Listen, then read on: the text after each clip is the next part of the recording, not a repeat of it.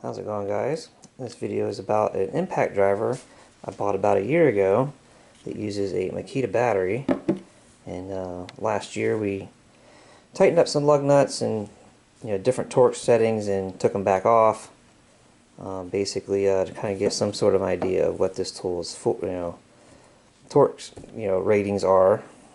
So over the past year, it's done brake jobs, the front end tire part of a car, a few tire rotations. This right here isn't the actual tool. I bought two of these when I bought them. This one here is unused. The other one's tore apart, which I'll show you here in a minute.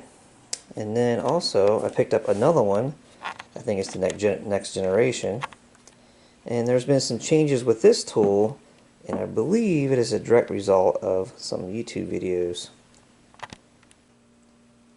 Alright, so they're all tore apart, and this is the tool that's been being used for the last year.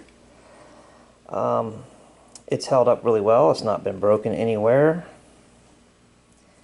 But one of the things that did break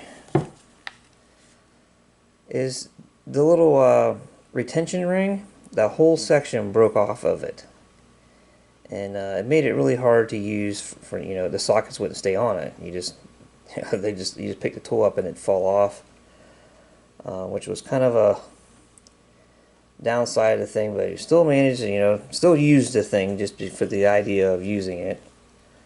But you see, they put this 1/4 inch, to fit 1/4 inch bits in the end of it, and I think that is the undoing of it, because it's so paper thin. You imagine once you take that retention ring out of there, how thin that is, and when it broke off, you could just tell that's the reason it broke.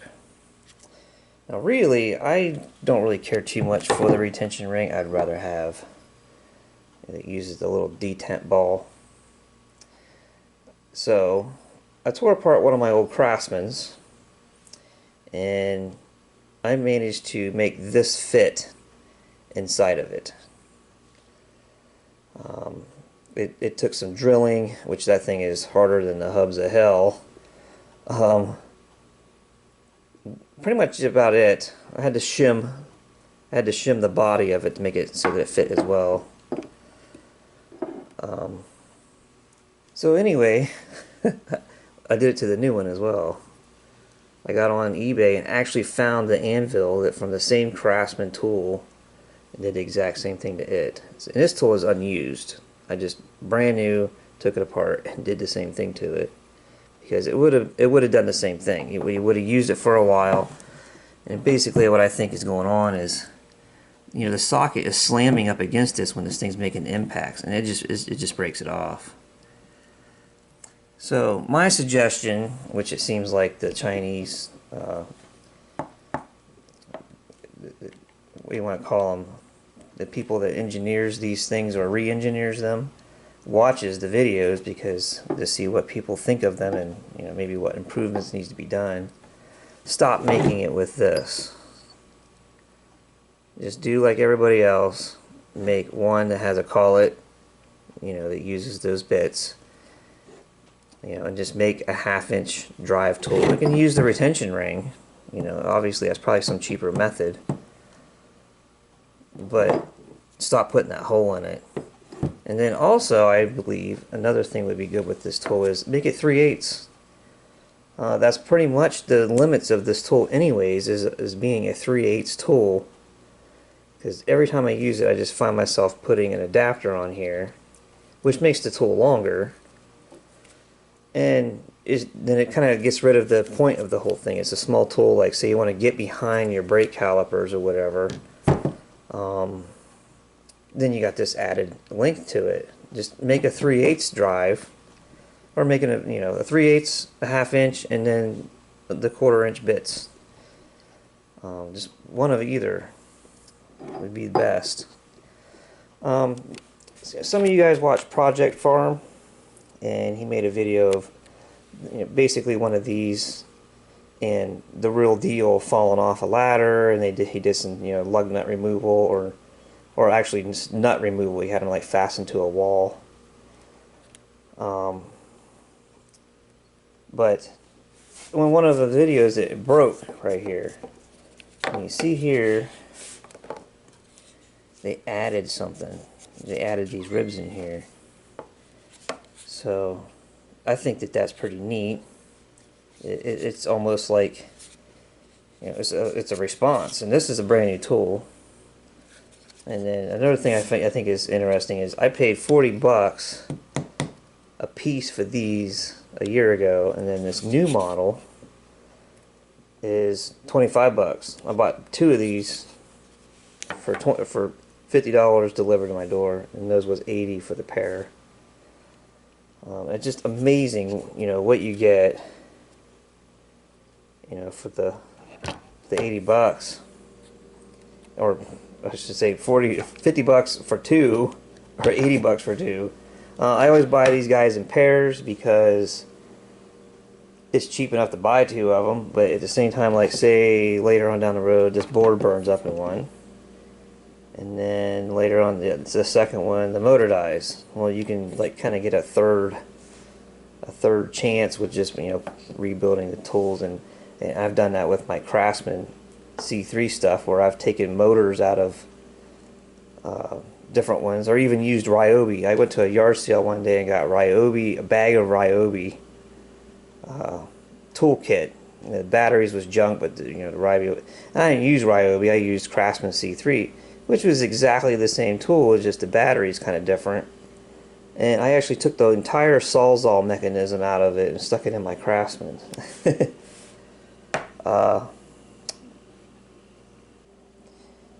So I painted, you know, while I had it apart, I sanded down this end and painted it. And I figured, you know, there's a little bit of red right here. The paint that came on the tool, you see right here, is worn away from the box that it was shipped in. So I figured, well, it's apart, you know, paint it red. As far as the insides of the tools and the components used, it seems like they are exactly the same thing, but there is a difference in height. Like they shortened the handle. I still can comfortably get, you know, they wouldn't want to shorten the handle anymore.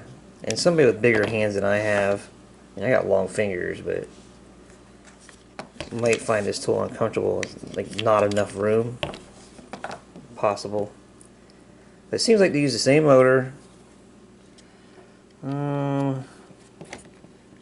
The switch does have different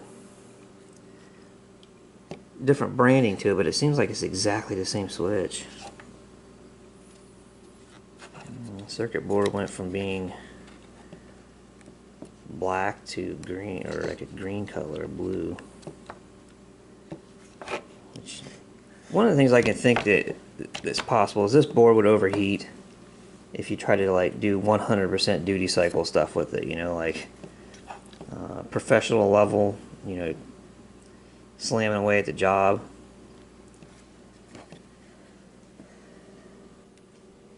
So a little bit of a rant with these tools that I'd like to mention in my video, because I constantly see it on others of people expecting these things to take lug nuts off. And it was even a seller suggested that this is not for taking on and off lug nuts. And it's not. This is a compact tool. Even Makita themselves selling this tool this size, just because it's an impact wrench and you can put a 1/2-inch socket on there, doesn't make it a lug nut wrench. It's the next size up or bigger is actually the category for that. This thing is meant for smaller fasteners underneath the hood, brake stuff, and maybe even then some of the bigger brake components. You know, it might be hard to get off using this tool. This is not meant for lug nuts. That's like the far reach of its ability, torque wise. It's around 100 foot-pounds is what these tools are good for. And I'm not sure if I'd trust tightening a lug nut with them and just rolling with it. Like, you want to go back through and double check them, because, you know, unless you get to know the tool, you know, you get to know the tool, you know, and you can gain some trust in it or whatever. And then I like to talk about like the RPM thing. I noticed with these tools, the RPM isn't quite there in comparison to the name brand, and I really think that that's also limits the ability of the tool. Like, if it had more RPM to it, you could get, you know, more foot-pounds out of it. Because then you compare this to the name brand, which just to hear the tool running, like you give it the trigger and hear the tool running, you can tell this is running 1,000 RPM less. Which, and then I took apart the Craftsman tool that died, that I got these anvils out of. They're not really much bigger inside, the inside components. This right here might be a 1/4 inch lower, and maybe overall a 1/4 inch bigger around. These little ears on here is about an 1/8 inch longer, but I didn't have to do anything with them. They fit down in here without hitting the sides, so I just left them.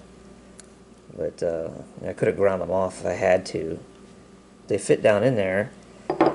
More than anything, I think it's the RPM.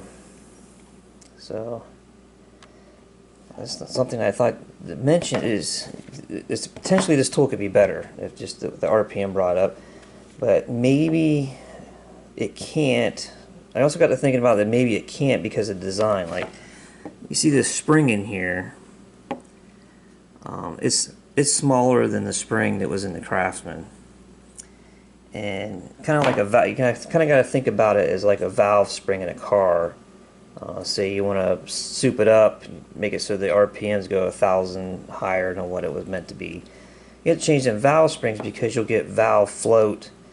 Basically, the thing won't be working right. So I'm kind of looking at, if you try to pick up the RPM of this, would this device stop working correctly? Because, I mean, basically how it works is these little ears here are set down into, you know, around the sides of these all the time, until it comes up to something that can't be turned.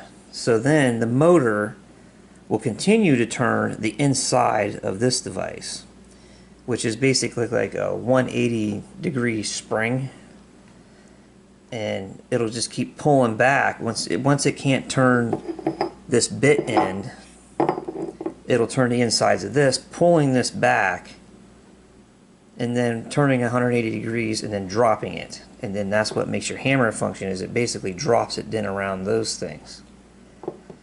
So what I'm saying is that maybe it's possible that if they try to bring the RPM up, all of those things here would need to be upgraded as well, because it would be beyond its mechanical ability for speed, being able to do the function. So hopefully you guys get what I'm saying with that. But anyway, I think I pretty much exhausted this video. I believe this is a decent tool.